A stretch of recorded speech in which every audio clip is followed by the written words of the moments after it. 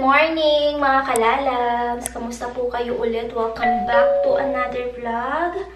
Tayo ay maagang gugora for today's video para maaga din tayong matapos. So, pupunta ako ng Costco. Umpisahan ko yung pamimili ng mga items na ilalagay sa box.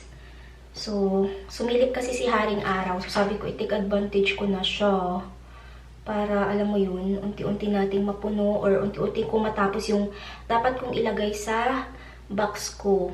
May nabasa pala akong comment, no, mga kalalabs dun sa vlog ko yesterday about kay Ube. Alam nyo, mamimiss namin si Ube, pero huwag kayong mag-alala, may mag-aalaga po kay Ube. Hindi natin siya iiwan mag-isa. May mag-aalaga po sa kanya na napakabait. Kundi si Krishna lang ang sagot sa ating pag-aalaga kay Ube. So, huwag kayong mag-alala. Ipiprepare ko din yung mga needs ni Ube, yung mga pagkain niya, yung mga kung ano man yung kailangan niya. Mamimiss niya kami for sure. Malay niyo one day, pag may isama-sama namin siya sa pagtira natin sa Pilipinas. Pero this time kasi, bakasyon lang naman yung natin sa Pinas. Pero this time nga, as what I said kahapon, is matatagalan tayong titira sa Pinas this time. Hindi naman siya masyadong matagal, pero for me, this is the longest na mag-i-stay kami sa Pinas. So, ayun. Gusto ko lang malaman nyo na magiging okay si Ube. So, nagkikilay lang ako saglit. And then, after this, we will go. Nagkape na ako, kaso nga lang, kung gusto ko pang magkape, mamaya na lang pagbalik dito. Kasi, pag tinimpla ko siya ngayon, pagbalik ko, malamig na siya. So, kailangan ay, mamaya na lang pagbalik ko, pagkakain na rin ako ng breakfast. So, magti-10 na kasi. So, yung breakfast ko naman, sometimes, alas 12, mga ganyan. Breakfast pa ba yun? Lunch na pala yun, no? So, yeah, okay. Okay na yung ating kilay. Masaray ba yung kilay natin for today's video? Ayan. Baka magtanong kayo kung anong brand. Anastasia po yung aking eyebrow powder. Ito lang talaga yung ginagamit kong pang kilay. Tapos yung brush ko is Real Technique. Ayan, so if ever na magtanong kayo. Ano to? Beauty vlogger. Beauty vlogger for today's video. Ayan, simple lang. O, diba? Tapos yung powder na gagamitin ko is this one. All Day Fix Sassy. Ayan. Ano to? Nabili ko sa Thailand. And maganda siya. Para siya yung yung tag dito yung gamit ko before na Laura Mercier. Pero mahal kasi yun. Ito mura lang. So, nabili ko to sa Thailand. Sassy ang brand. Maganda din siya kasi nawawala yung pagka shiny, shimmery, splendid ng ating mukha. O, diba? Yes. Okay, ready na me. Mag-blow dry lang ako ng hair and we will go. Tara, let's bagets.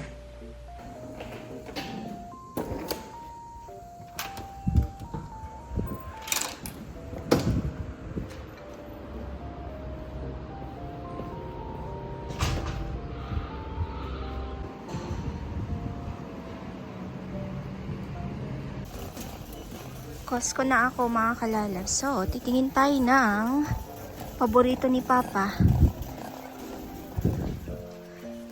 Tingnan natin. With salt ito. Dapat yung unsalted. Ayan, ito unsalted.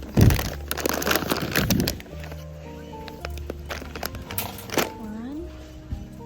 And two. O, diba? Yan yung presyo niya. 16. Okay, hanapin natin yung merong pinapabili sa akin na granola bar ba yun? Parang wala yata dito. Baka sa kabila meron. Okay. Uy, ang sarap ng pistachio. Ito naman may chocolate siya na kasoy. $12.99. Ito yung pistachio na wala ng shell. Okay, ikot-ikot lang ako hanggang sa may makita pa akong pwedeng bilhin. Okay, ito yung pinapabili sa akin.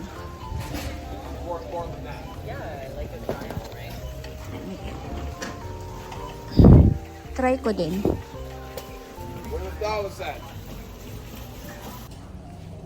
So, kuha muna ako ng isa nito. Babalik ako dito kasi hindi pwedeng isahan. Hindi carry bells ng aking power. And kuha tayo nito. Dalawa. Ito pala yung price. Ayan, $12.99 dyan. Tapos itong Coffee Mate is $13.49. So ito, dalawa muna. Kasi babalik pa tayo dito. Meron pa tayong ilang araw. So tingin-tingin pa ako ng pwede kong bilhin. Maya-maya sa chocolate tayo. But for now, dito muna tayo. Kuha din tayo ng peanut butter. Ang laki nito $10.89. Oh, ang laki eh. Oh, diba? Tingnan natin kung maubos nyo pa to. Peanut butter. Padala kaya ako ng asukal sa Pinas. Yan laki-laki nito. Ilang to? 10 kilogram, $15.89. Comment nga kayo kung magkano asukal dyan. So, regular sugar yan. Ito naman is different kind also. Iba yung price. 20 kilogram naman yan. So, kung hindi nyo mabili yung Lolo Lemon na belt bag, ito na lang mas mura pa siya. O, diba? Meron siyang gray, meron din siyang black. Ayan na crossbody bag. Ganyan yung itsura niya O diba? Mahal kasi yung Lolo Lemon belt bag. So kung hindi nyo afford yun, ito na lang. Mura lang siya. Ganda. O diba? Parang gusto ko bumili ng isa. Ito. Itong kulay na to. Pero next time na lang. Meron naman akong gamit. Ayan. Maganda ito mga kalalabs. Sana gusto ni Nicole kasi bagay to sa kanya. Pwede din sa akin pero hindi nga rin lang ako mahilig sa ganito, 'di ba? Ano siya? Short skirt ba ang tawag? So, palda siya na meron siyang short sa loob. And mura lang siya $13.99. $5 yung off niya. Ganda. Meron siyang black, meron siyang navy blue, red, meron din. And then white. Ay, ang cute. O, diba? Kung nag-ano kayo, pangalan nito yung naggo-golf. Naggo-golf talaga, no? Ayan, so ito na yung mga napamili ko, no? Pakiramdam ko mabigat na siya, kaya alis na ako. Balik na lang ako dito sa susunod na araw. Ano naman tayo? Chocolate at saka, ano ba? Yung mga towel. Doon, balik tayo. Sa susunod na araw. Hindi na carry bills ng power ko to kung ano pa, lalagyan ko pa siya. Bili ako ng seaweed. Seaweed, baba. Can I get a seaweed? Ayan. Bahay na ako, mga kalalabs. Alam niyo yung sabi ko sa sarili ko na wag biglain yung pamimili. Pero hindi natupad. Mabigat pa rin yung mabigat pa rin yung cart ko. So, nagbawas lang ako ng 2 items. Babalik naman kasi ako. So, kasi medyo naparami yung bili ko. Bumili ako ng seaweed. Ayan, i-haul natin yung ating mga pinamili sa Costco. Paborito ito ni Nicole. Masarap kasi. And bumili din ako nito. Non-bread siya, pero maliliit. Ganito yung itsura niya. Ayan So, pwede mo siyang kainin. I-dip mo siya with butter or soup. Or meron akong binili din na hummus. So, yun din yung gagawin natin pang Masarap to. Natry ko na kasi to before. Pero ang dami. Ayan siya, Pag gutom ka lang, saka mo siya kainin. So, yeah. Ito na rin yung kakainin ko for breakfast. So, it's already 11:32. Ang bilis ng oras. So, may nagpabili sa akin nito. Ayan, granola bar. 2. Yung sinend niyang picture sa akin, 30 pieces. Pero ito, 24 pieces. So, hindi ko alam kung ano nangyari. Pero the same din siya. Ayan. 2 na yung binili ko. Tapos dalawang kape. Dahil mahilig sa kape ang aking family and of course me. Kailangan marami akong kape sa Pinas. Ayaw ko kasi yung 3-in-1, mga kalalas. Masyado siyang matamis.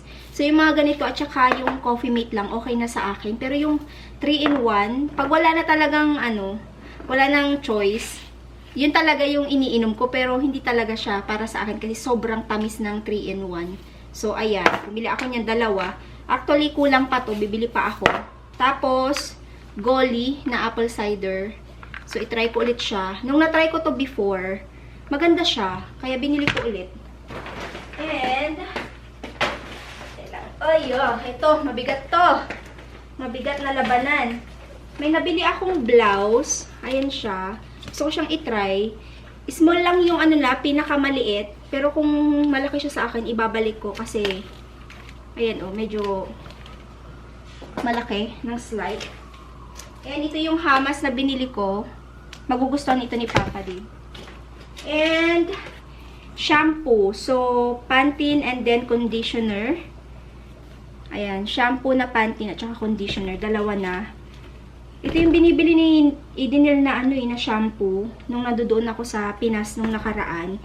And sabi niya nakakati daw yung head and shoulder sa ulo or sa anit. Kaya sabi niya, Pantene na lang. So, si Papa, mas gusto niya yung head and shoulder. And ako naman, gusto ko siya. Pero lately, kumakati din yung anit ko. So, maybe, gusto ko din palitan yung shampoo ko. Kasi sobrang kati talaga. Tapos sobrang dry. So, meron akong dandruff. Ayan. So, minimake sure ko naman na binabanlawan ko yung hair ko ng bongga. Pero makati siya na nagda-dry talaga siya. So, siguro sa shampoo din, kailangan ko na rin magpalit ng shampoo. And, bumili ako ng ito, of course, kulang pa to, bibili pa ako. So, creamer. And ito, pinabili din sa akin, peanut butter. And bumili ako nitong spring na, para sa bahay kasi niisip ko na baka, alam mo yun, maganda daw to pag malangaw, sabi nila. Na-try ko siya before. Kung natatandaan niyo yung umuwi ako sa Pinas, tapos sobrang daming langaw. May nagsabi sa akin na, Mami Faye, kung meron ka ng Irish Spring na sabon, yun yung gamitin mong sa basahan, tapos ipuna sa mga lamesa. And nag-work talaga siya. Hindi ko na maalala kung sino yung nag-comment or nag-message sa akin na Irish Spring daw, nakakapag ayaw ng langaw, kasi sobrang bango. Diba? So, bumili din ako niyan. And of course, Colgate, hindi mawawala. Hindi na ako bibili ng mga spam, mga ganun. Kasi, meron naman sa Pinas. And, mga dilata, ganun. Hindi na ako bibili ng mga ganun. Mga ganito na lang, yung malalaking items. Kasi, sa Pinas, di ba, meron tayong mga ganito sa Pinas. Pero, ang problema nga lang, maliliit yung sizes niya. Madali siyang maubos, mas napapamahal ka. Di ba? So, dahil nga magpapadala na rin ako ng box, much better na ganito yung mga ipapadala ko, 'di ba? Yung yung hindi mabilis maubos. So, ayun. And Dove, bibili pa ako ng mga sabon. Inuna ko lang muna itong mga to kasi sa sabon pa lang mabigat na. And binilhan ko si Papa ng kailang mabigat to. Ito. Ayan, forever na stock ni Papa. Quaker Oats. Ayan, so, maganda to para sa kanya So, ito kasi yung lagi niyang pinapabili pag pupunta kami ng grocery sa Pinas, 'di ba? So, ito na, binilan na kita ng malaki father para hindi ka na maubusan. Binalik ko yung kasoy kasi napansin ko is siya, yung anong pangalan to, hindi na siya buo-buo, ang daming parang nadurog. So sabi ko, balikan ko na lang. Sabi ko gano'n kasi nung magbabayad na ako, nakita ko sa may pinakakalahati niya, parang nadudurog na siya. Sabi ko, ay balik na lang ako sa susunod. Kasi bibili ako nun kasoy at saka chocolate para sa mga bata. So yun yung bibilihin ko. At iba pang items, towel, mga ganun. So, yeah. Ito yung mga nabili natin sa Costco. So, ayan na lang muna. Buti nga nakisama ang araw sa akin. So, meron pa akong ilang days para tapusin lahat ng mga pamimili ko ng mga items para sa box. So, yeah. So, today is Wednesday. Thursday, Friday, Saturday, Sunday. Meron pa akong 4 days para kumpletuhin lahat. So, sana, i-check ko sa mall kung open na yung Bath and Body Works. Kasi gusto ko din bumili ng mga pabango, at saka yung mga pampabango sa bahay ba. So, yes. Okay. Done na tayo sa first batch ng aking pamimili. Hindi pa to yung, parang hindi nga to first batch parang half batch pa lang ng first. 'Di ba? So, ayun, tapos bibili din pala ako ng mga plato-plato at saka yung mga nakita kong mga baso-baso nung kahapon, 'di ba? Kung napanood niyo yung vlog. So, ayun, hindi ko nga alam kung kakasya pa ba sa box ko yung mga ito. So, if ever na hindi magkasya, yung iba naman is dadalhin ko na lang sa akin. I think yung mga pabango dalhin ko na lang yata sa akin. Hindi ko na lang siya ilalagay sa box. Yung mga items na hindi na siya masyadong mabigat, 'di ba? I-check in ko na lang siya. So, yes. Okay, put away ko tong mga to. And then kakain ako ng breakfast muna bago ang lahat. And kape. Ayan. Ay, by the way pala mga kalalas, meron akong sasabihin sa inyo. Pinaka exciting news. Matagal ko din tong tinago sa inyo. So, di ba nabenta natin yung bahay sa Pinas? And I know naman, marami sa inyo ang nagtatanong kung kamusta na yung natin, yung susunod na forever house natin. So, nasabi kong forever house kasi ito na talaga yung place na pag-i-stay natin forever habang buhay. O, di ba? Habang buhay, habang tayo ay nabubuhay. So, yeah, so ayun na nga mga kalalabs, good news. Matagal ko din tong ayaw ko pa sanang sabihin, pero sige na nga, sabihin ko na sa inyo. So, na-start na po yung building ng aming forever house sa Pinas. So, yung mga maglalagay na lang ako ng video ng process ng bahay dito sa ating screens habang nagsasalita ako. Ayan. So, nag-start yung building ng bahay sa Pinas noong May 8. So, mag-almost 1 month na siya, pero ang dami nang natapos. So, sa mga susunod na vlog natin, I'll make sure na i-share ko sa inyo yung process niya mula sa bubong, mula sa pintuan, sa bintana, sa tiles, finishing, lahat. And i-share ko din sa inyo after nagawa yung bahay kung magkano lahat ng nagastos, at saka materials kung magkano ba, kasi yung materials ngayon sobrang mahal na po. Pero sa awan ng Diyos is nabubuo na po yung bahay. So, I am super duper grateful kasi naumpisa na natin siya and hoping na matapos siya. Di natin alam kung after 2 months or less than 2 months, diba? Kasi kita nyo naman na pa lang, hindi pa nga siya na isang buwan na is na siya, diba? Buo na siya. So, tinatapos na lang kasi yung sa may terrace ng yung biga ang tawag. Tapos, susunod na dyan is yung bubong.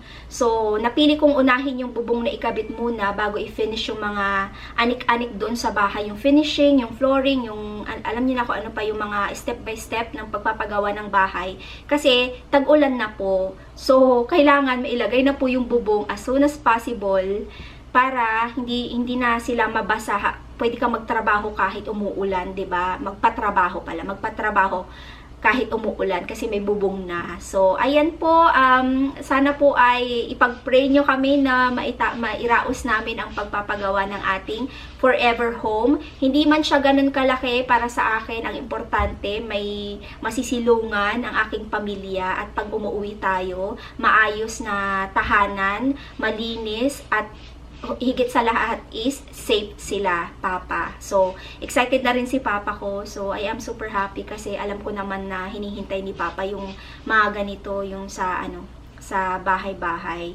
So, yes. So, ayan, excited ako. And mga kalalabs, manghihingi ako ng sa inyo, ng ideas, mga ganun, kung anong magandang tiles, anong magandang kulay ng bahay. Pero meron na akong plan na kulay at tiles ng bahay, pero hindi pa siya yung final na color ng bahay, yung pintura at saka yung sa tiles. So, Yes, I am super excited. Yay! Excited din akong i-share to sa inyo kasi matagal ko din siyang tinago. Sabi ko, sasabihin ko na ba o hindi pa? So, ayun, finally, na-i-share ko siya sa inyo kasi marami na rin, nagsasabi na, ano na, may bahay ka na ba? Meron na bang next forever house ang family mo sa Pinas, diba? So, ito na po yung hinihintay nyo. Kailangan lang po talaga ng, paghihintay na, at saka yung pagpaplano kasi hindi naman basta-basta magpatayo ng bahay, diba? So, kailangan nakaplano siya kasi, as what I said before, yung dati naming bahay, hindi ko siya naplano, basta-basta lang yan basta, sige, ganun, ganito, ganyan. So, as you can see naman, wala pang, yung dati naming bahay, diba, hindi siya natapos, wala siyang pintura sa, sa labas, diba? So, sa loob lang ang merong pintura, mga ganyan, na ayos. Pero, hindi pa yun fully na natapos. Pero I am happy na na-experience ko ang magpagawa ng bahay at nakatira sa malaking bahay. So, ayun, ito na yung kapalit. And, thank you Lord sa lahat ng blessing. Yun lang yung masasabi ko, no? So, ayan. Okay, kain muna ako ng breakfast and magkakape. Lalabas pa rin ako kasi bibili ako ng ingredients para sa dinner for tonight. Bicol Express yung lulutuin ko. So, yung Bicol Express is my own version. So, Canadian style. Kasi, hindi ko makain ayaw ni Papa Dib ng bagoong. Ayaw din ni Nicole ng bagoong. So, yung ginagawa kong Bicol Express is yung slightly spicy. Tapos, meron siyang pagulay. Kasi, di ba yung sa Bicol Express, maanghang dapat. May, di ba, may hipon or shrimp paste na tinatawag, di ba? Pero yung sa akin, pag nagluluto ako ng Bicol Express, Canadian style talaga siya. So, yeah, okay. Gawa lang ako ng kape. And update ko kayo mamaya. So, it's already 11:47. Coffee tayo and then kain ng breakfast. Nakaluto na ako ng mga kalalas, Bicol Express. Pero, this is my own version. Kanya-kanya tayo ng trip sa Bicol Express. Pero ito yung sa akin. So, taran! O, diba? Hindi na siya Bicol Express. Ginataang pork, na lang to. Pork belly na may kulang na lang kalabasa. Pero, yeah, so naglagay ako ng gulay kasi hindi naman okay na puros karne lang yung ilagay ko dito, tsaka sili, 'di ba? So, ayun yung ating version. Meron kasi akong bok choy na nabili nung nakaraan. Kung napanood niyo yung vlog natin yesterday yata. So, nilagay ko na lang 'yan para meron tayong gulay, 'di ba? So, yes, I know naman na alam niyo na magluto ng Bicol Express, 'di ba? Kasi itong sa akin hindi siya yung authentic talaga, kaya hindi ko na rin pinakita. Pero masarap pa rin. Ayan. So, it's already 4:40. Hinihintay ko si Papa Dave kasi sabi niya, i-charge namin yung car. So, ayan. And then, si Nicole andito na. Sabi niya, gutom na ako, ma. Sabi niya. So, sabi ko, sige, kain ka na kasi meron na yung Bicol Express na, hindi pala Bicol Express, Mommy Face, wala na lang ipapangalan. Charis. Sumuko na sa Bicol Express, diba? So, ayan. I-prepare ko lang yung pagkain ni Nicole and then kakain na siya. Kain po. Nandito na si Papa Dib. Kumakain siya ng fita na may yung naan bread na binili ko. Tapos hamas. And nakakain na rin si Nicole. Nakakain na rin ako. So mag-end na rin ako ng vlog mga kalabs kasi wala naman ng masyadong ganap. Hindi ko alam kasi kung anong oras kami aalis ni Papa Dib. I-charge namin yung car bago siya mag-travel. Kasi ang alis niya is Friday. So yung battery kasi ng car is nasa 20% na lang yata. So, i-charge namin siya. Sabi niya siguro mga around 7. So, it's already 5:35. So, hintayin ko lang siya. Depende kung bigla akong sabihin ko, ay, hindi na ako sasama. Pero maaraw kasi kaya maganda. Nakisama yung yung weather kanina sa akin. And, blue sky na rin siya. Sana magtuloy-tuloy na, para marami akong magawa. So, end ko na yung vlog. Sana po ay na-enjoy nyo yung vlog natin today.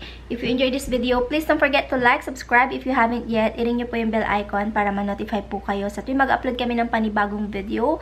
See you on our next vlog mga kalalabs. God bless all. Stay safe and always be kind. Bye-bye!